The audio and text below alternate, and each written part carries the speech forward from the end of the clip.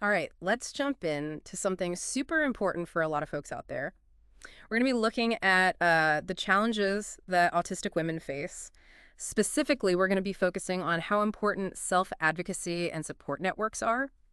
And, really how those two can kind of work together to create a more empowered life. And to help us out with this deep dive, we're turning to Cheap ABA's blog series. It's called Autistic Women, The Power of Self-Advocacy and Support Networks. I think what's really cool about this series is that it kind of goes beyond that like surface level, It really tries to give you a better understanding and hopefully give you some like real takeaways that you can then use in your own life. Yeah. It's really interesting how, for a long time, the way people understood autism was really like one-dimensional.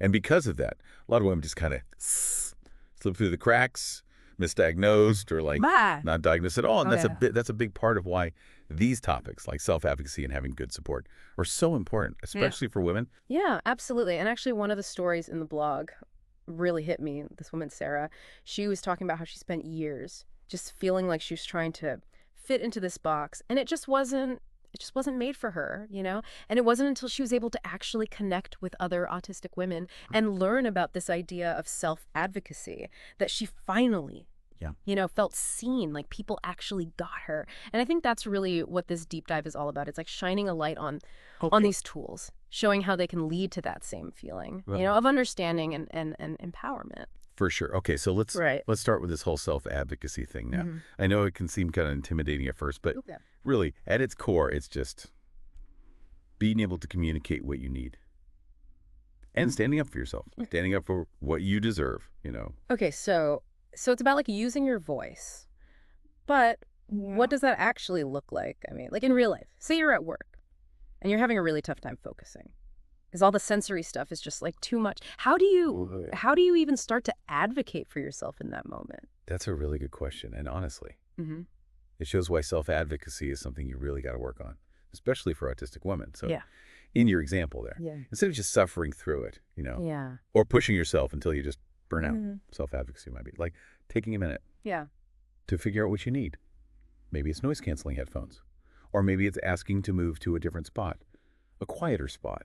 The key is you got to actually say what you need and explain how those changes would actually help you be more productive, more comfortable. So it's not just about knowing what you need, but it's about actually having the confidence and Right. having the tools to actually say it. Yeah, exactly. And there's this point in the blog series, I thought this was really important. They said for autistic women, self-advocacy is even more critical because they present differently than men. They might be better at masking, like hiding their autistic traits, which can mean that their needs Yeah. just get overlooked Yeah. or dismissed. Right, that's a great point, and I can imagine that's got to be so frustrating and isolating. Like Yeah. you constantly have to explain yourself or prove that what you need is actually valid. No wonder self-advocacy is like such an important tool to deal with that stuff. It's all about taking back control, of how people see you and taking control of your own well-being. And the blog actually highlights 3 benefits of self-advocacy. Oh. That I thought were really powerful, feeling more empowered, Yeah. improving your relationships, and having better healthcare outcomes. Okay, those are really good reasons to work on those skills. Yeah. But I'm curious, how does self-advocacy actually lead to those changes? Like, can you give me a real life example? Sure. Let's say there's a woman who thinks she might be autistic, but she's having trouble getting a diagnosis. This happens a lot with women, because a lot of the criteria for diagnosing autism are based on how it shows up in men. So Wow. that's where self-advocacy becomes super important. She might research doctors who specialize in diagnosing autism in women. She might bring articles or studies to her appointments to really advocate for the kind of testing she needs. And being that involved in her healthcare can make a huge difference in getting the right diagnosis Yeah. and the right support. That's a really powerful example. It really shows how self-advocacy can totally change the game, especially in a system that's, not always designed to meet the needs of Of autistic women. right and off. As you get more confident with your self-advocacy skills, it can really impact your relationships too. Being able to communicate what you need and your boundaries can help you build deeper understanding with people and stronger connections with your loved ones, friends, colleagues. So it's not just about getting what you need, but it's also about building those bridges Sure. of communication Yeah. and understanding. Exactly. It's about creating an environment that's more supportive Yeah. and more inclusive Yeah. for yourself. Okay. So we've talked about self-advocacy. Now let's get into those. Support networks. The blog talks about a bunch of different types. What are some of the big differences between them, and why is it important to find the right one for you? It's kind of like herding, finding the right pair of shoes. You need something that fits your needs and your preferences. So let's start with autistic-led organizations. What's really great about these groups is that shared experience. You're connecting with people who really get it. Because they've been there too. Yeah, like having a community where you don't have to explain yourself all the time. Everybody just understands. That can be so validating, especially if you spent years feeling like you don't belong. I know these groups. They're great for in-person connection, but they might not work for everyone. And that's where online communities come in. Right. That's the beauty of the internet. No matter where you are, you can find people who get what you're going through. The blog actually mentions a bunch of online support groups, specifically for autistic women. And Yeah. what's cool about online spaces is you can be anonymous, which can be really helpful for people who are just starting to figure things out or who aren't ready for, like face-to-face interaction. You can connect with people, ask questions, share your experiences without feeling judged. That's a good point. It can be a safe space to learn and explore. So we've got these online communities, we've got autistic-led organizations, and then there are also local support groups. What are the good things about those in-person gatherings? Local support groups give you that human connection. You can't really replace that. There's Yeah. something powerful about being in a room with people who understand. You can share stories, give Yeah. advice, build real friendships. Yeah, sometimes you just need that real life connection, to laugh with people, to cry with people, Yeah. to just be yourself. Exactly. Yeah. Each type of support network offers something different. And the key is to find the combination that works for you. You might find comfort in an online community, inspiration from an autistic-led organization, and deep connection in a local support group. It's about creating, like, Yeah, a tapestry of support. I like that. A tapestry of support. It's a really cool way to think about how these different networks can work together to help you feel like you belong Yeah. and empowered. Yeah. And the interesting thing is, self-advocacy and support networks are really connected. They work together to empower autistic women. But to really understand how that works, we need to go a little deeper. It's like they feed into each other, right? Like when you're good at self-advocacy, you can actually find those networks and use them. And then those networks give you the support and the validation and connections that help you get even better at advocating for yourself. Okay, yeah, I'm starting to see how they fit together. But for someone who's like totally new to all of this, where do they even start? Like, what are the first steps? It all starts with understanding yourself, like Yeah. really knowing your needs, what you're good at, what you struggle with. That's the foundation. Ask yourself, what are those sensory things that really bother you? What situations make you feel good or totally overwhelmed? How do you like to communicate? The more you know yourself, the easier it is to explain that to other people. It's like that whole know thyself thing, right? But sometimes looking inward can be hard. Any tips for making that a little easier? Oh, for sure. Journaling can be a big help. It's a way to track those patterns. Like notice what triggers those feelings of stress or anxiety and figure out what makes you happy. It can also help you figure out what communication styles work best for you. You could also try working with a therapist, someone who specializes in autism in women. They can really guide you as you work through all that self-discovery. Those are really practical tips. So let's say you've done that inner work. You've got a handle on your needs. How do you take that and actually use it to smart up for yourself, especially in those situations where you feel anxious or unsure? It's like building a muscle, right? You got to start small. Take little steps. Maybe it's just saying what you want for dinner or asking a question in a meeting. When you don't understand something, remember, it's a process. And every step you take makes you more confident, stronger. I get that. Like learning anything new, you're not going to be a chef overnight. You start with the basics. Exactly. And just like with cooking, there are resources out there to help you. With self-advocacy, there are books, workshops, even online courses, specifically for autistic people. The Cheap ABA website is a good place to start looking. So it's about knowledge, practice, and finding those resources. We're like building this empowerment toolkit. But what about the other side of things, like finding those supportive communities? Where do we even begin to look for those connections? The internet is amazing for that. Seriously.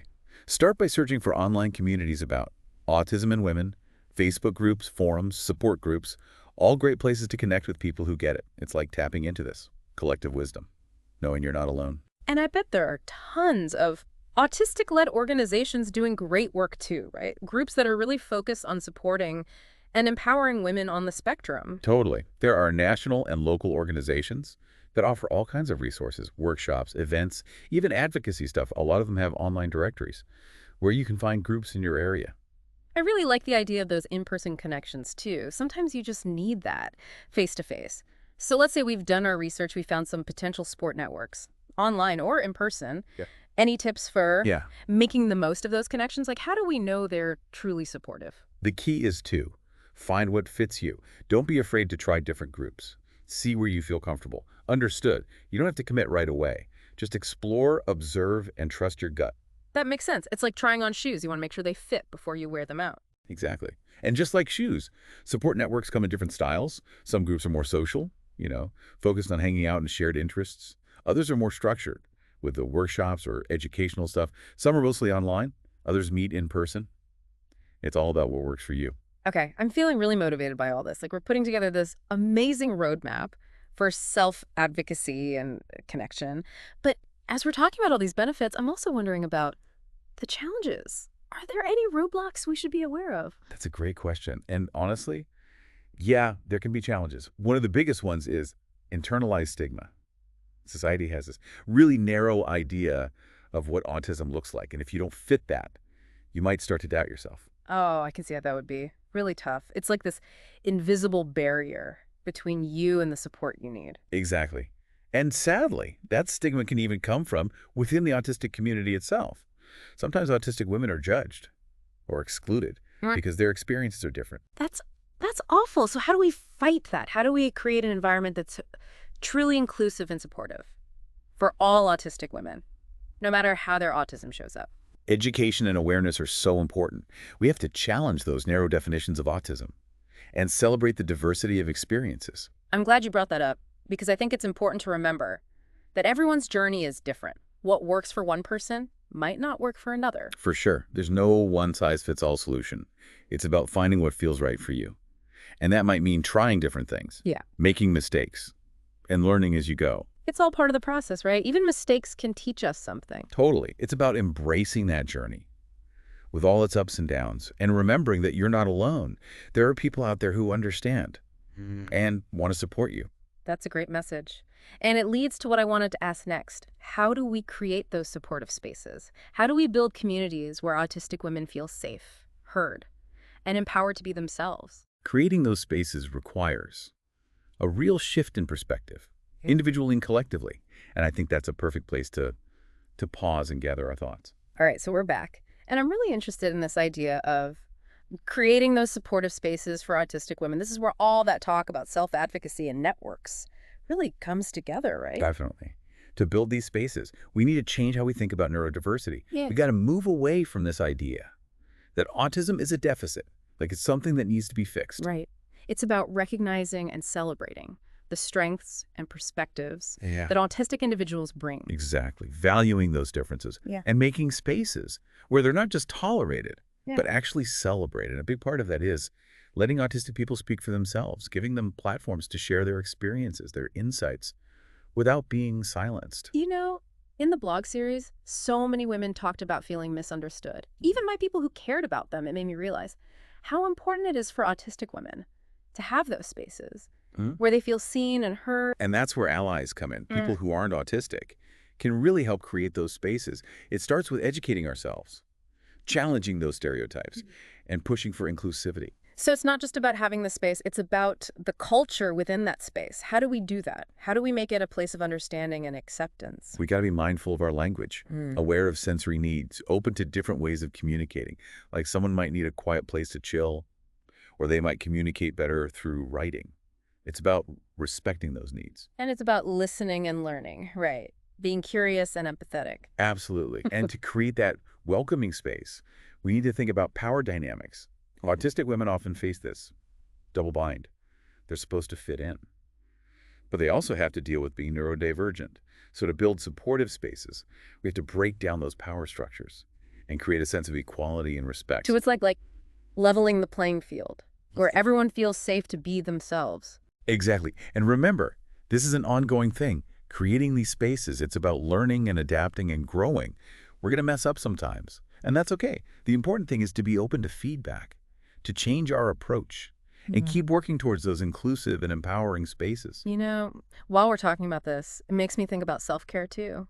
Yeah. Because advocating for yourself, navigating all these social situations, it can be really tiring. Oh, yeah, absolutely. That's why self-care is crucial, and it's different for everyone. For some people, it might be spending time in nature, or Uh, doing something they love, or just having some quiet time alone. It's about taking care of your needs and setting boundaries so you don't burn out.